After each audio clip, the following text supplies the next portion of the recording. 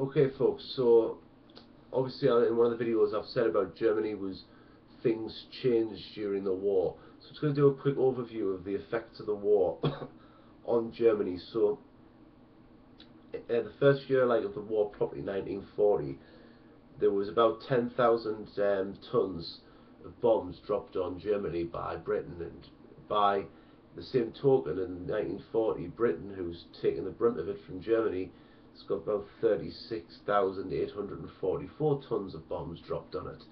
Now, these figures change massively as the war goes on. So you can see, like, the following year, Germany sees 30,000 tons of bombs dropped to 21,858 on Britain. And the figures keep on following that pattern, increasing on Germany and pretty much apart from 1944, decreasing on Britain. Now by 1944 there's 650,000 tons of bombs dropped on Germany to 9,151 on Britain. 1945, 500,000 tons on Germany, 761 tons on Britain. So you can see that basically as times progressed, Germany, the wars took its toll, and with Britain being under the cosh at the start, there's been a huge role reversal, and by the end of it, Germany's just seeking to survive. Early days of the war, Germany didn't suffer much. A lot of the goods that Germany had were coming in, because you remember Hitler was worried that Germany lost World War One because they ran out of goods and they couldn't support themselves. Well, a lot of the goods that were brought back to Germany, Germany had great supplies of everything, and they were also bringing in supplies from countries they had conquered. So think about like Skoda Armaments Works, for example, when they took over the Sudetenland. Germany did suffer though from bombing, from rationing, and also propaganda. So with respect to bombing, the air raids, it started in 1940, but it's 1942 onwards when these got worse for Germany.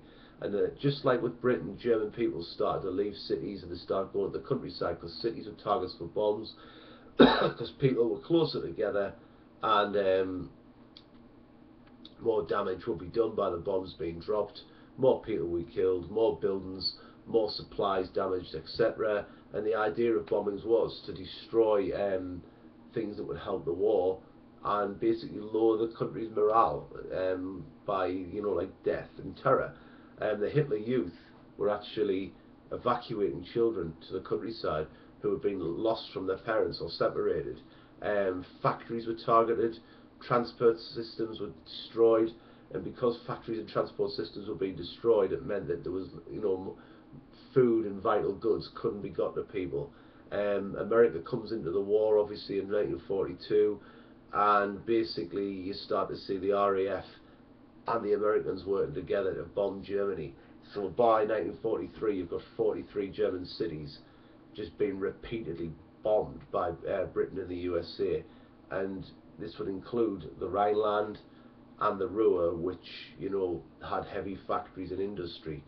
And the government, the German government, puts out that everyone in Germany was calm. They weren't.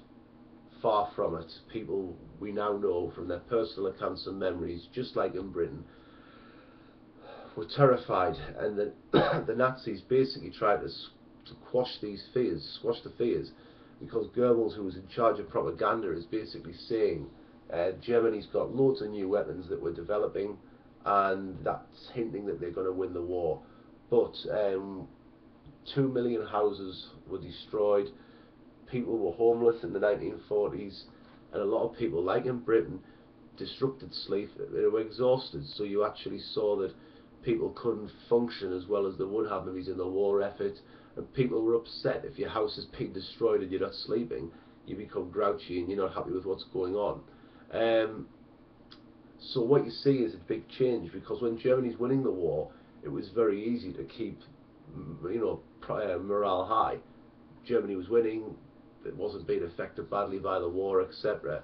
In 1941, that's when Hitler basically goes on his crusade against the Russians, the communists, and you see a big appeal to patriotic women in particular to go to work in the war industries, and as I've said before in another video, even though women were encouraged to leave jobs by the Nazis, by the time the war started, they are, there's about 12.5 million women in jobs, and they're constantly looking for women to come into the factories to help the war effort, etc., to help the transport system as well.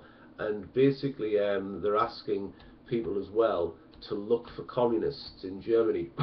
Remember, the communists had been a thorn in the side of Hitler. He then goes to war with communist Russia. So basically, they're looking for communist spies, and they're asking people to stop using coal because it was a shortage product, and they needed it for industry because you power your machinery that way. The Russians weren't beaten. It wasn't over by 1941, so people in Germany got sick. They were starting to question the war, and they then start to find out that things aren't going as well as they've been told, and that's like, examples would be losing at Stalingrad and losing in the tank battle at El Alamein, which was on your controlled assessment. So 1944, Germany's people starting to get sick. They begin to question the Nazis, they're questioning the war. They could see they were being bombed.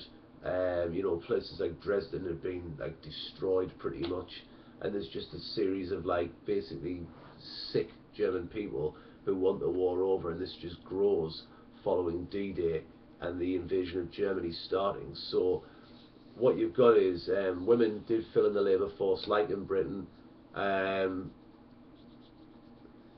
They did actually have the early years of the war. The war efforts thrived. So when Russia was a friend, they could get supplies, like food supplies, from the Russians. When they've defeated Romania and Sweden, they got their metals from there, which they obviously need to keep the war effort going. But British and USA attacks, particularly on places like Dresden and also, which did have factories and such there, the Rhineland, the Ruhr, etc., and the attacks on railroads and transport networks just started to bring Germany to its knees. And by 1943, everything in the country was geared towards war. So Germany was in big trouble by this point. Britain and America are in. When America comes into the war, there is no way back, in my opinion, for Germany. So you see, by 1944, more than basically you've got the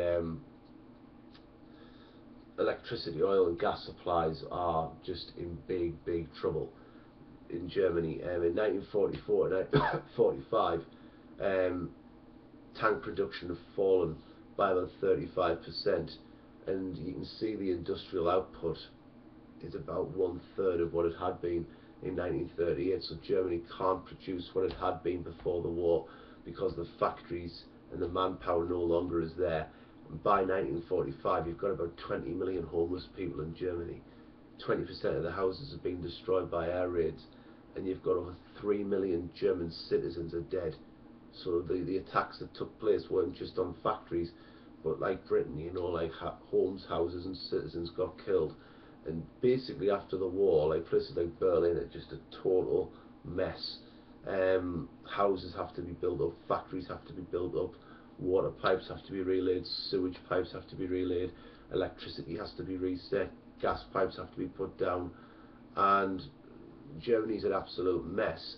And then what you found is, after the war, instead of people buying things like here's the currency, what have you got, what can I buy with that, people were bartering, exchanging, trading. So you can see that Germany was on its knees even a year after World War II, and people were having to barter instead of actually just going into a shop and buying something. So I hope this helps show you that it wasn't all good under the Nazis.